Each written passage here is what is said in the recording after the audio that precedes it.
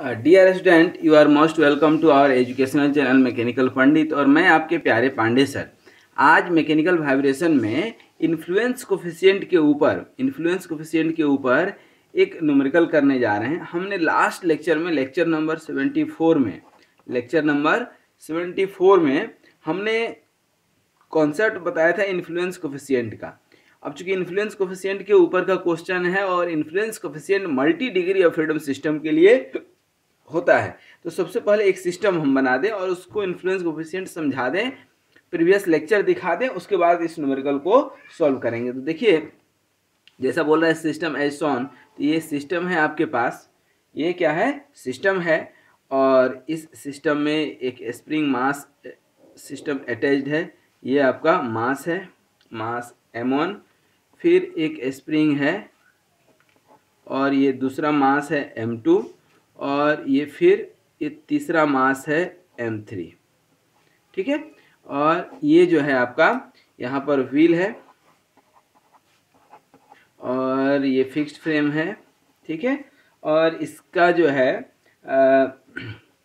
मास दिया है m, इसका दिया है 2m और ये दिया है 3m। ठीक है, मास 3m, सॉरी ये 4m, 2m और m, ये इसका मास है m। ठीक है, और ये जो है स्प्रिंग स्टिफनेस दिया है k एंड 3k, और ये आपका जो है डिस्प्लेसमेंट है इस डायरेक्शन में x1 और ये x2 और ये x3। ठीक है, तो ये आपका डिस्प्लेसमेंट है। तो कुल मिलाकर के एक चीज़ तो समझ में आ गया कि आपका ये multi degree of freedom system है। हमने बताया था कि किसी भी वाइब्रेटिंग सिस्टम में दो या दो से ज़्यादा मास हो तो उसको multi degree of freedom system बोलते हैं। ठीक है ना। अब बात आती है कि इन्फ्लुएंस कोफिशिएंट क्या है। तो इन्फ्लुएंस कोफिशिएंट हमने बताया था कि there are number of forces acting on any beam. तो चूंकि हर फोर्स हर पॉइंट पे जो है डिफ्लेक्शन होगा, तो deflection at this point due to this force, deflection at this point due to this, क्योंकि ये जो है यहाँ पर सारे फोर्सेस का जो है इम्पैक्ट आएगा, इन्फ्लुएंस आएगा। इसको समझाने के लिए एक और छोटा सा आपको उदाहरण दिए थे कि घर में एक छोटा बच्चा है और घर में मान लीजिए कि 10 लोग हैं, तो 10 लोगों के जो संस्कार हैं, 10 लोगों का जो नॉलेज है, 10 लोगों का जो व्यवहार है, उन सब का इम्पैक्ट इस बच्चे के ऊपर आएगा। सभी से कुछ ना कुछ इसको सीखने का मौका मिलेगा। ठीक उसी तरह से यहाँ भी है, यहाँ भी स्टैटिक डिफ्लेक्शन में है, यहाँ भी जो आपका multi degree of freedom system है, यहाँ भी सेम यही चीज़ है। क्योंकि फोर्स आप भले यहाँ लगा रहे हैं, यहाँ कोई फोर्स नहीं लग रहा, लेकिन यहाँ जब फोर्स लगाएंगे तो यहाँ भी तो डिस्प्लेसमेंट होगा, या यहाँ फोर्स लगाएंगे यहाँ नहीं लगाएंगे तो यहाँ भी डिस्प्लेसमेंट होगा due to this force. That means कि आपको हमने इन्फ्लुएंस कोफिशिएंट जो लिखाया था, मान लीजिए A12 लिखते हैं, आप क्या लिखते हैं, A12। तो static deflection at point 1 due to the point load acting at point 2। तो ये जो है हमने लास्ट लेक्चर में ये इन्फ्लुएंस कोफिशिएंट हमने आपको पढ़ाया था, वो लेक्चर आप देखे होंगे, और इनकेस आप नहीं देख पाए हैं तो उसको ज़रूर देखिए, तभी इस न्यूमेरिकल को सॉल्व करने में आपको मज़ा आएगा, अदरवाइज फिर मज़ा नहीं आएगा। अब लास्ट में जाते जाते जो फाइनल हमारा जो कंक्लूजन निकला था वो ये निकला था कि डिस्प्लेसमेंट मैट्रिक्स निकालते हैं तो AF आता है। ए क्या है, फ्लेक्सिबिलिटी मैट्रिक्स। ठीक है, एक इक्वेशन ये आया था। F तो आपका फोर्स अप्लाइड है, और फोर्स जब मैट्रिक्स निकालते हैं तो ये स्टिफनेस मैट्रिक्स इंटू x आया था। ठीक है, और इन दोनों को एक दूसरे में पुट करते हैं तो अल्टीमेटली आपका flexibility matrix into stiffness matrix will be identity matrix, that means equivalent to 1। ठीक है, यहाँ तक आई थिंक हम लोग समझ चुके थे। तो यहाँ भी हम लिखें यदि तो क्या हो जाएगा, A इंटू के इक्वल टू 1 यदि हम सीधा लिखें तो भी गलत नहीं है, हालांकि वो मैट्रिक्स के फॉर्म में आएगा लेकिन आएगा तो 1 ही। ठीक है, तो यहाँ पर अब इस क्वेश्चन को सॉल्व करते हैं अपन। ठीक है, इस क्वेश्चन को सॉल्व करते हैं तो देखते हैं कि यहाँ x1 x2 x3 is the displacement. ये 4m है, ध्यान रखिएगा, 4m मास दिया हुआ है, चूंकि ये 2m दिया है, m दिया है, मतलब 5 है, 10 है, 20 है, ऐसा समझ लीजिए। ठीक है ना। अब influence coefficient of the system has to be determined in terms of the stiffness of the spring, क्योंकि सिर्फ स्टिफनेस ही तो दिया है। Now we apply unit force at mass 4m, यहाँ पे फोर्स लगाते हैं, and no force on the other masses, यहाँ पर एक फोर्स लगा देते हैं आप, कितना, F1 इक्वल टू 1, यहाँ पर कोई फोर्स आप नहीं लगाते हैं, F2 एंड F3 जीरो है, ठीक ना। Let F1 equal to unit force, ठीक ना, और F2 क्या है, जीरो है, और F3 भी क्या है, जीरो है। अब यहाँ पर जो दो मास है, अब यहाँ पर इन्फ्लुएंस कोफिशिएंट आप लिखेंगे क्या, A11, ठीक ना। तो क्या होता है, फोर्स अपॉन स्टिफनेस, फोर्स कितना है 1 और स्टिफनेस क्या है, ठीक ना, स्टिफनेस कितना है 3K, ये स्टिफनेस है। अब यहाँ पर जो दो मास है इसके ऊपर कोई फोर्स तो लग नहीं रहा है, दैट मीन्स जब फोर्स नहीं लग रहा है तो due to this force the same deflection will go throughout. तो so by the definition A11, ठीक ना, A11 हो, चाहे आपका A12 हो, या A21 हो, या A13 हो, या A31 हो, मतलब ये 1 वाला जो भी आएगा वह क्या आएगा आपका 1/3K, ठीक ना। सिमिलरली यहाँ पर अभी आपने सिर्फ कहाँ फोर्स लगाए थे 1 पे। अब मान लीजिए कि F1 जीरो हो, ठीक ना, F1 जो है आपका जीरो हो जाए और F2 1 हो जाए और F3 जीरो हो जाए। प्रोसेस यही है कि एक को जीरो लेंगे, बाद बाकी को, सॉरी, एक को यूनिट लेंगे, बाद बाकी को जीरो लेंगे, ठीक है ना। तो यहाँ भी अब यहाँ पर जो है यूनिट फोर्स एट मास 2 या 2m and no force on any other masses, तो 2 spring 3K and K are put to contraction, यहाँ पर फोर्स लगेगा, इधर आप जाए फोर्स लगाएंगे तो ये इलोंगेशन होगा और इसमें क्या होगा, कॉन्ट्रैक्शन होगा, ठीक ना। और ये दोनों स्प्रिंग क्या है, सीरीज में कनेक्टेड है, ठीक ना। तो यहाँ पर आप लिख सकते हैं there will be contraction in spring 3K and K में क्या होगा, कॉन्ट्रैक्शन होगा, and since both spring are in series, तो जब सीरीज में होगा तो इक्विवेलेंट स्प्रिंग स्टिफनेस निकलेगा, क्या निकलता है 1/3K plus 1/K, that means की 4/3K निकलता है।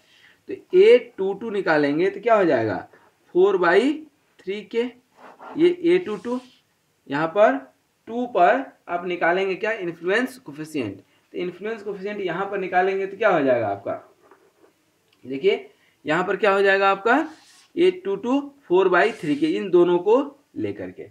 अब तीसरा बचता है, ठीक ना, अब ये तीसरा बचेगा, ठीक ना। तो ये मास M जो है इसके ऊपर आप चूंकि फोर्स जब नहीं लगाएंगे, ठीक ना, फोर्स नहीं लगाएंगे तो 2/3, तो जितना ये कंप्रेस होगा उतना ही ये इलोंगेट होगा, जितना ये कंप्रेस होगा ये दोनों मिलकर के उतना ही ये इलोंगेट होगा। तो यहाँ पर आप एक लिख सकते हैं, क्या लिखेंगे, सिंस मास M या M1 आप लिख ले इसको, M covers the same distance, covers the same displacement as 3K and K gets compressed, ये जब कंप्रेस्ड हो जाएगा, ठीक ना, तो यहाँ पर क्या निकल करके आएगा बताइए, यहाँ पर क्या निकल करके आ जाएगा A23, 2 की हम कंसिडरेशन कर रहे हैं ना, यहाँ 2 पे 1 लिया है तो A23 इक्वल टू क्या हो जाएगा, सेम यही 4/3K, ठीक ना। और A23 या A32 दोनों सेम होता है, हम कई बार बता चुके हैं, A23 और A32 दोनों सेम होता है। अब ये मास F1 आप ले लिए थे, F1 ले लिए थे, F2 F3 0, F1 0, F2 ले लिया, अब F3, ठीक है ना। तो अब क्या लिखेंगे, एट लास्ट, ठीक है ना, एट लास्ट क्या लिखेंगे, F1 0 ले लीजिए, F2 0 ले लीजिए और F3 इक्वल टू 1 ले लेते हैं। F3 क्या ले लेते हैं, 1 ले लेते हैं। F3 1 लेंगे तो क्या हो जाएगा, ठीक ना, इक्विवेलेंट स्प्रिंग, ठीक ना। अब F3 पे थोड़ा सा इसको समझिए फिगर से, F3 पे आप लगाते हैं फोर्स और इन दोनों पे फोर्स नहीं लगाते हैं तो अल्टीमेटली क्या होगा, कंप्रेशन इसमें भी होगा, इसमें भी होगा, इसमें भी होगा, और तीनों ये स्प्रिंग क्या है, सीरीज में है, तो क्या होगा, इक्विवेलेंट स्प्रिंग स्टिफनेस निकालेंगे कि नहीं। तो यहाँ पर एक लाइन हम लिख भी देते हैं, that will be helpful, due to unit load on, due to unit load on M, ठीक है ना, there will be compression, there will be compression in all other spring, और since क्या लिखेंगे, since all springs are in series, ठीक है ना, are in series, ठीक है, are in series, so equivalent spring क्या होगा, 1/ke, यही निकालते थे ना, क्या हो जाएगा, 1 क्या है, थोड़ा सा देख लें, 3k, 1/3k plus 1/k plus 1/k, तो 1/3k plus 1/k plus 1/k क्या हो जाएगा, टोटल 7/3k, ठीक है, क्या हो जाएगा, 7/3k। तो A33 क्या हो जाएगा, 7/3k, ठीक है ना। तो ये A33 निकल गया। तो इस तरह से आप देखेंगे तो आपका A11 कितना निकला, 1/3k निकला कि नहीं, A11 कितना निकला है आपका, 1/3k, A22 4/3k, ठीक है, और A33 7/3k। तो कुल मिलाकर के अब थोड़ा सा हम यदि याद करें, ठीक है ना, क्या याद करें, जो आपको हमने इन्फ्लुएंस कोफिशिएंट पढ़ाए थे शुरू में, क्या पढ़ाए थे, इन्फ्लुएंस कोफिशिएंट जो हमने आपको बताया था, ठीक है, जो आपको इन्फ्लुएंस कोफिशिएंट हमने बताए थे, यहाँ पर आ रहा है याद, A = 1/k। तो कहीं ना कहीं इस न्यूमेरिकल को सॉल्व करने के बाद आपको ये समझ में आ गया है कि ये A और K का मल्टीप्लिकेशन आइडेंटिटी मैट्रिक्स होगा, या उल्टा कह लें कि इसके मदद से ही हम यहाँ पर एक दूसरे का इम्पैक्ट निकाल पाते हैं। दैट मीन्स कि A11 कहने का मतलब क्या है कि deflection at point 1 due to unit load acting at 1, ठीक है ना। A22 यदि हम निकालते हैं तो इसका मतलब क्या है कि static deflection at point 2 due to unit load acting at 2, ठीक है। उसी तरह से जो है A33 निकालते हैं तो क्या मतलब होता है कि displacement at 3 due to unit load acting at 3, ठीक है। अच्छा, अब इसमें थोड़ा सा एक चीज़ और समझने वाली बात है कि यहाँ जो हमने निकाला है ना दोस्तों, यहाँ A11 निकाल लिए, A22 निकाल लिए, A33 निकाल लिए, ठीक है ना।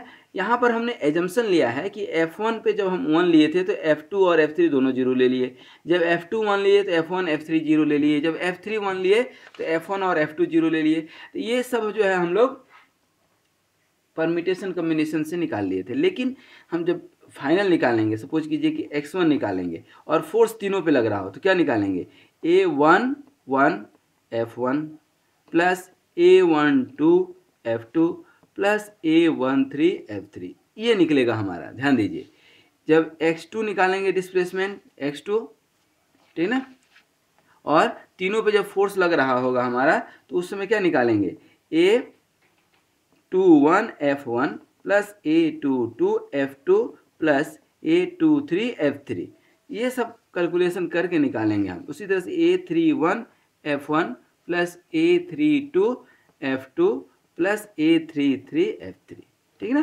तो इस तरह से हम लोग निकालते हैं। अब इस क्वेश्चन में बाय द वे सिर्फ इन्फ्लुएंस कोफिशिएंट निकालने दिया है, तो इन्फ्लुएंस कोफिशिएंट ये निकाल लिए, ठीक है। अब इससे आप डिस्प्लेसमेंट निकाल सकते हैं। डिस्प्लेसमेंट दैट मीन्स कि या तो F इक्वल टू ये के एक्स रख लीजिए, ये भी एक फॉर्मूला है आपके पास, या X इक्वल टू A और F, ये भी एक फॉर्मूला है। तो जब जैसा जरूरत पड़ेगा उस हिसाब से निकाल सकते हैं, ठीक है। तो आई होप कि कितना आसान क्वेश्चन है, आप खुद समझ सकते हैं कि यदि इन्फ्लुएंस कोफिशिएंट आपका निकल गया तो आगे का डिस्प्लेसमेंट निकालना, फ्रीक्वेंसी निकालना, ये सारी चीज़ें आप कर सकते हैं, ठीक है। तो thank you very much for watching this video and be happy, healthy and keep smiling and keep watching successive video. आगे भी कई सारे वीडियो हैं, उनको आप देखिए, समझिए। अच्छा, एक चीज़ और इस पर अभी जस्ट इसके बाद न्यूमेरिकल करेंगे हम लोग कि ये अभी हॉरिजॉन्टल सिस्टम है, यही यदि वर्टिकल सिस्टम हो तो क्या करेंगे, यही यदि वर्टिकल सिस्टम हो तो क्या करेंगे। तो thanks for watching this video and just watch next video that will be the vertical system. तो थैंक यू वेरी मच।